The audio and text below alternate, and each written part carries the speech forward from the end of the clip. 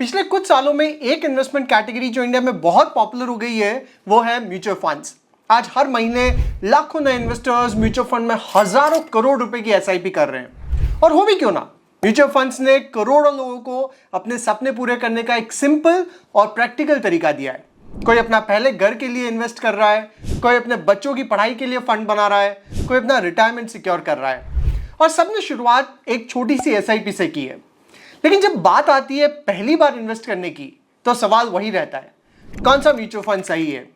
नमस्ते दोस्तों, मैं हूं साहिल और आप देख रहे हैं मेरा हिंदी यूट्यूब चैनल, जहां हम बात करते हैं पैसे से रिलेटेड हर टॉपिक पे। मैं पिछले कुछ दिनों से सोच रहा था कि किस टॉपिक पे आपसे बात करूं, क्योंकि यूट्यूब पे ऑलरेडी पैसे या इन्वेस्टमेंट से रिलेटेड हर टॉपिक पे हजारों वीडियोस हैं। लेकिन प्रॉब्लम यह है कि अब इंफॉर्मेशन का ओवरडोज हो गया है। अगर आपने एक नई जॉब शुरू की है और आप पैसा मैनेज करना सीखना चाहते हो, तो आपको समझ ही नहीं आएगा कि शुरू कहां से करें। YouTube पे एक प्रॉपर लर्निंग पाथ नहीं मिलता है, वीडियोस रैंडम होती है। इसलिए मैंने इस हिंदी चैनल का एक स्ट्रक्चर्ड प्लान बनाया है, जिसमें वीडियोस को मैंने 4 बकेट्स में डिवाइड किया है। पहली बकेट है पर्सनल फाइनेंस फाउंडेशन, जहां हम वो टॉपिक्स लेंगे जैसे savings, budgeting, banking, insurance, credit card, retirement planning, then investment options, money mindset, इस तरह के टॉपिक। दूसरी बकेट है म्यूचुअल फंड्स।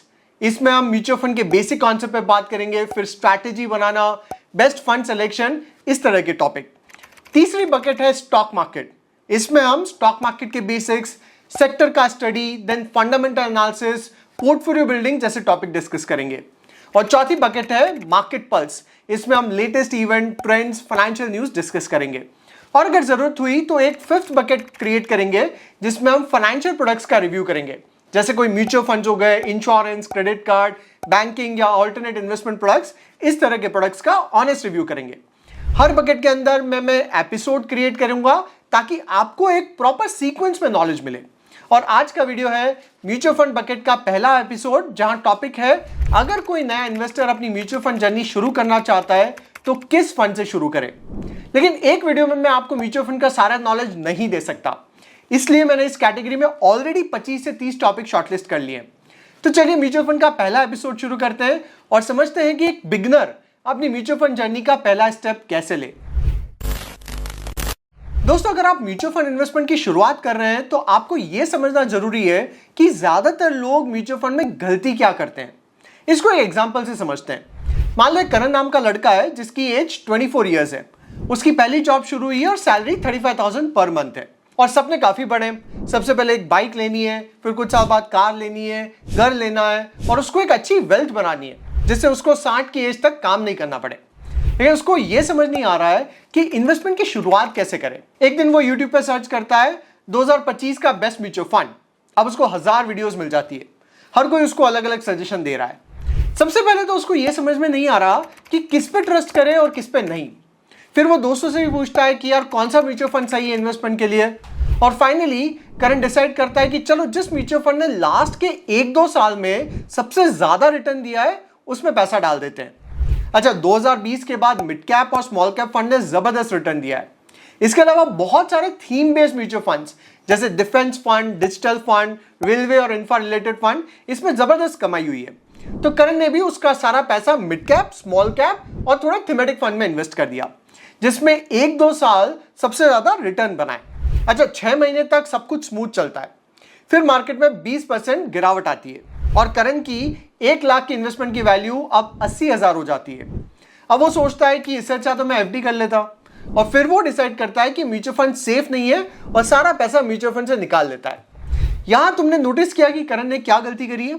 सबसे पहली गलती, उसने एक सिंपल शॉर्टकट लिया और वो कैटेगरी और फंड सेलेक्ट किए जिसने 1 से 2 साल में सबसे ज्यादा रिटर्न दिया। ये एक म्यूचुअल फंड की क्लासिक मिस्टेक है। दोस्तों, मैं हमेशा से ये कहता हूं कि अगर किसी म्यूचुअल फंड ने पिछले 1 से 2 साल में हाईएस्ट रिटर्न दिया है तो इसकी कोई गारंटी नहीं है कि वो आगे भी ऐसा रिटर्न दे। इनफैक्ट कई बार ऐसा होता है कि जो म्यूचुअल फंड 1 से 2 साल में हाईएस्ट रिटर्न देते हैं वो आगे अंडर परफॉर्म करते हैं। इसका एक बहुत अच्छा एग्जाम्पल है क्वांट स्मॉल कैप फंड। इस म्यूचुअल फंड ने 2020 के बाद सबसे ज्यादा रिटर्न दिया था। इस वजह से आज इस म्यूचुअल फंड का ईएम ऑलमोस्ट 30,000 करोड़ का हो गया है। आज भी पिछले 5 साल का डेटा देखें तो ये mutual fund small cap category में नंबर 1 पे। लेकिन लास्ट एक साल में इस म्यूचुअल फंड की रैंक 27 है, जिसमें टोटली 28 म्यूचुअल फंड है, मतलब सबसे लास्ट। दोस्तों यहां मैं ये नहीं कह रहा कि कौन स्मॉल कैप फंड सही है या गलत, उसके लिए इस म्यूचुअल फंड को अलग से रिव्यू करना पड़ेगा। लेकिन पॉइंट ये है कि जिन लोगों ने 2-3 साल पहले इस म्यूचुअल फंड में इन्वेस्ट किया, आज उनको यह समझ नहीं आ रहा है कि इसका क्या करें। करण की दूसरी गलती यह थी कि उसने म्यूचुअल फंड की रिस्क को नहीं समझा। जब रिटर्न अच्छे आ रहे थे तो इन्वेस्ट कर दिया, लेकिन जैसे ही रिटर्न नेगेटिव हुए उसने लॉस में पैसा निकाल लिया। दोस्तों म्यूचुअल फंड में बहुत सारी कैटेगरीज होती है, जैसे equity mutual fund, debt mutual fund, hybrid mutual fund, और हर कैटेगरी की रिस्क और रिटर्न प्रोफाइल अलग अलग है। फिर हर कैटेगरी में सब कैटेगरी है, जैसे इक्विटी म्यूचुअल फंड में large cap, mid cap, small cap, flexi cap, focused fund. फिर इक्विटी में कैटेगरी है थीमेटिक फंड, जिसमें बहुत ऑप्शंस है, जैसे digital India, consumption, defence, PSU, power और बहुत सारी। और आज की तारीख में सिर्फ इक्विटी म्यूचुअल फंड कैटेगरी में 500 से ज्यादा म्यूचुअल फंड है, और इक्विटी म्यूचुअल फंड एक वॉलेटाइल कैटेगरी है।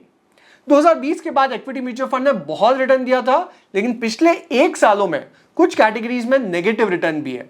अगर कौन स्मॉल कैप का एग्जांपल देखें तो पिछले 5 साल में इसने 386% का रिटर्न दिया है, और वहीं पिछले एक साल में -6.35% का रिटर्न है। तो आपको यह समझना होगा कि म्यूचुअल फंड का रिटर्न फिक्स नहीं होता है। स्पेशली इक्विटी म्यूचुअल फंड एक वॉलेटाइल कैटेगरी है, जहां शॉर्ट टर्म में नेगेटिव रिटर्न भी बन सकता है, लेकिन लॉन्ग टर्म में इक्विटी म्यूचुअल फंड सबसे अच्छा रिटर्न देने वाली कैटेगरी है। अब सवाल यह है कि फिर म्यूचुअल फंड सेलेक्ट कैसे करें? इसका आंसर है गोल बेस्ड इन्वेस्टिंग। चलिए इसको समझते हैं। सबसे पहले एक बात अच्छे से समझ लो कि कोई एक बेस्ट म्यूचुअल फंड सबके लिए नहीं होता है। हर इंसान के अलग अलग फाइनेंशियल गोल होते हैं और अलग अलग रिस्क एपेटाइट होती है।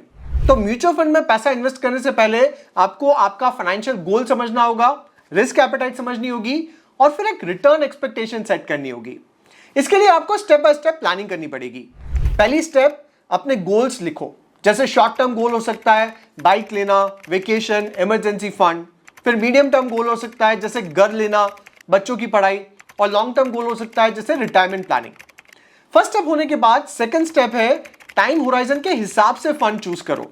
शॉर्ट टर्म के लिए डेट या लिक्विड फंड सेलेक्ट करो, मीडियम टर्म के लिए हाइब्रिड या बैलेंस्ड म्यूचुअल फंड सेलेक्ट करो, लॉन्ग टर्म के लिए इक्विटी फंड। अगर आपको शॉर्ट टर्म में पैसा इन्वेस्ट करना है तो आपको उसे इक्विटी फंड में इन्वेस्ट नहीं करना है, क्योंकि अगर मान लो आपने आज से एक साल पहले इक्विटी में इन्वेस्ट किया होता और आज आपको पैसे की जरूरत होती तो आपका रिटर्न नेगेटिव में होता। I hope second step clear है। अब थर्ड स्टेप है रिस्क एपेटाइट समझो। दोस्तों रिस्क लेने की कैपेसिटी हर इंसान की अलग अलग होती है। आपको अपनी रिस्क एपेटाइट समझनी होगी। अब रिस्क एपेटाइट को कैसे समझे? सबसे पहले आपको सोचना है कि अगर आपने एक साल में 1 लाख इन्वेस्ट किया और वो पैसा मान लो 80,000 हो गया, क्या आप वेट करेंगे या पैनिक में बेच देंगे? अगर आप पैनिक करते हैं तो आपकी रिस्क एपेटाइट लो है, और अगर आप वेट कर सकते हैं मतलब आपकी risk appetite medium to high है। दूसरा तरीका है आपकी इनकम कितनी स्टेबल है। अगर आपकी एक स्टेबल जॉब है तो आपकी रिस्क एपेटाइट हाई हो सकती है, लेकिन अगर इरेगुलर इनकम है या आप एक रिटायर्ड पर्सन हो तो रिस्क एपेटाइट लो होगी। आपकी रिस्क एपेटाइट समझने के बाद फोर्थ स्टेप है रिटर्न एक्सपेक्टेशन रियलिस्टिक रखिए। पिछले कुछ सालों में इक्विटी में 20 से 30% सीजीआर के रिटर्न से पैसा बनाए, लेकिन वो सस्टेनेबल नहीं है। इक्विटी फंड की लॉन्ग टर्म रियलिस्टिक एक्सपेक्टेशन होनी चाहिए 12 से 14% सीजीआर। इसमें मिड और स्मॉल कैप में थोड़ा ज्यादा रिटर्न बन सकता है, लेकिन उसमें वॉलेटिलिटी भी बहुत ज्यादा है। दूसरी कैटेगरी है डेट फंड, इसमें 7 से 9% का सीजीआर रिटर्न एक्सपेक्ट कर सकते हो। और तीसरी कैटेगरी है हाइब्रिड फंड, इसमें 9 से 11% का सीजीआर रिटर्न एक्सपेक्ट कर सकते हो। शॉर्ट टर्म में इक्विटी का रिटर्न नेगेटिव भी हो सकता है, इसके लिए आपको मेंटली प्रिपेयर्ड रहना जरूरी है। अब फिफ्थ स्टेप है एसेट एलोकेशन फिक्स करिए। आपके गोल, टाइम होराइजन और रिस्क के बेसिस पे इक्विटी वर्सेस डेट का मिक्स डिसाइड करना पड़ेगा। मान लो करण की 35,000 महीने की सैलरी में से वो 20,000 हर महीने म्यूचुअल फंड में इन्वेस्ट करना चाहता है, तो उसको सबसे पहले तो 3 से 5,000 रुपए इमरजेंसी फंड के लिए इन्वेस्ट करने। इसके लिए बेस्ट कैटेगरी है लिक्विड फंड्स। फिर अगर उसको 1 से 2 साल में बाइक लेनी है तो 3 से 5,000 भी उसको डेट म्यूचुअल फंड में इन्वेस्ट करने चाहिए, और बचे हुए 10 से 14,000 वो मीडियम से लॉन्ग टर्म में अपने गोल के लिए इक्विटी में इन्वेस्ट कर सकता है। अब सवाल यह कि कौन सा इक्विटी म्यूचुअल फंड में इन्वेस्ट करें। इसमें 6 स्टेप आती है म्यूचुअल फंड सिलेक्शन। अगर आज मैं करण की जगह होता तो सबसे पहले 40 से 50% पैसा मैं निफ्टी 50 के इंडेक्स फंड में एसआईपी कर देता। मतलब 5 से 7 हजार रुपए इंडेक्स फंड में। अब इंडेक्स फंड क्या होता है, इसमें डिटेल में वीडियो में बात करेंगे। अभी के लिए बस इतना समझ लो कि इंडेक्स फंड एक ऐसा म्यूचुअल फंड होता है जो एक स्टॉक मार्केट इंडेक्स जैसे निफ्टी 50 या सेंसेक्स को एग्जैक्ट कॉपी करता है। मतलब इसमें वही कंपनीज होती है सेम प्रोपोर्शन में जो उस इंडेक्स में होगी। जैसे मान लो अगर निफ्टी 50 में रिलायंस का वेटेज 10% है तो इंडेक्स फंड में भी रिलायंस का वेटेज 10% होगा। फंड मैनेजर कोई स्टॉक अपनी मर्जी से ऐड या रिमूव नहीं करता है, सिर्फ इंडेक्स को कॉपी पेस्ट करता है। दोस्तों एक्टिव म्यूचुअल फंड में सबसे बड़ी प्रॉब्लम यह है कि आज कोई फंड बेस्ट है तो कल कोई और बेस्ट होगा, और आपने किसी फंड में पैसा लगाया और वो कल को अंडर परफॉर्म करेगा तो आप कंफ्यूज हो जाओगे। इनफैक्ट रिसर्च ये कहती है कि लॉन्ग टर्म में ज्यादातर एक्टिव म्यूचुअल फंड अपने बेंचमार्क को बीट नहीं कर पाते।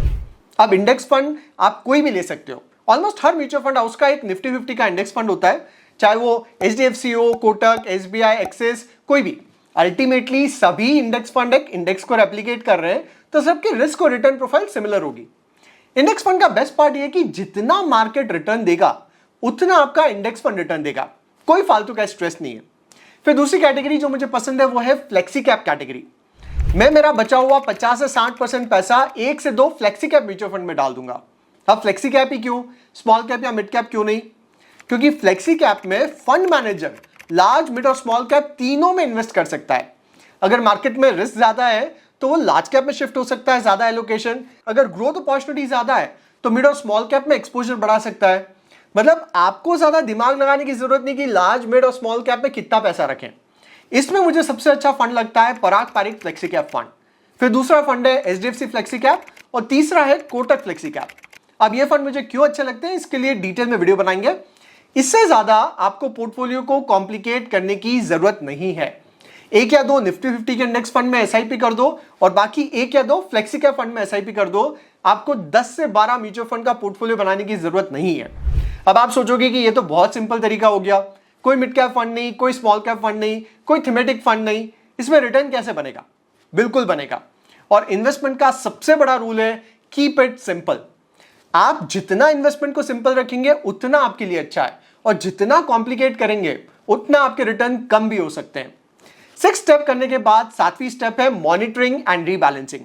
हर साल पोर्टफोलियो रिव्यू करो और आपके गोल्स के हिसाब से उसको रीबैलेंस करो, और जैसे आपकी इनकम बढ़े SIP बढ़ाते जाएं। तो दोस्तों आज हमने इस वीडियो में एक नए इन्वेस्टर के लिए म्यूचुअल फंड जर्नी शुरू करने का सिंपल रोड मैप समझा। सबसे पहले हमने देखा कि कोई बेस्ट म्यूचुअल फंड सबके लिए सेम नहीं होता है। हर एक इंसान की रिस्क एपेटाइट, रिटर्न एक्सपेक्टेशन और गोल अलग अलग होते हैं। फिर हमने ये भी समझा कि लोगों की सबसे बड़ी गलती होती है कि सिर्फ पिछले 1 से 2 साल का रिटर्न देखकर इन्वेस्ट कर देते हैं। इसके बाद हमने गोल बेस्ड इन्वेस्टिंग का फ्रेमवर्क समझा। शॉर्ट टर्म के लिए डेट फंड, मीडियम टर्म के लिए हाइब्रिड फंड और लॉन्ग टर्म वेल्थ क्रिएशन के लिए इक्विटी फंड। हमने रिस्क एपेटाइट चेक करने का सिंपल तरीका भी डिस्कस किया, जिसमें आपका गोल, एज, जॉब स्टेबिलिटी और इन्वेस्टमेंट का टाइम होराइजन काफी इंपॉर्टेंट रोल प्ले करते हैं। फिर हमने इक्विटी में 2 कैटेगरी पे फोकस किया। फर्स्ट निफ्टी 50 इंडेक्स फंड जो एक लो कॉस्ट, सिंपल और मार्केट के साथ ग्रो करने का ऑप्शन है, और सेकंड फ्लेक्सी कैप कैटेगरी जहां फंड मैनेजर मार्केट के हिसाब से लार्ज, मिड और स्मॉल कैप में एलोकेशन शिफ्ट कर सकता है। तो अब जब आप अपनी म्यूचुअल फंड जर्नी शुरू करें तो हमेशा अपने गोल्स क्लियर रखें, एसेट एलोकेशन डिसाइड करें और एक डिसिप्लिन SIP प्लान फॉलो करें। अगर आपको ये वीडियो अच्छी लगी हो तो अपने दोस्तों से जरूर शेयर करें, और आपके कोई सवाल हो तो मुझे कमेंट बॉक्स में पूछिए। दोस्तों ये हमारी हिंदी चैनल की शुरुआत है। धीरे धीरे हम फाइनेंस और इन्वेस्टमेंट के बहुत सारे टॉपिक्स पे बात करेंगे। अब नेक्स्ट टॉपिक हम कौन सा सेलेक्ट करें वो भी आप मुझे कमेंट्स में बताएं। आपसे अगले वीडियो में मुलाकात होगी, तब तक के लिए अपना ख्याल रखिए।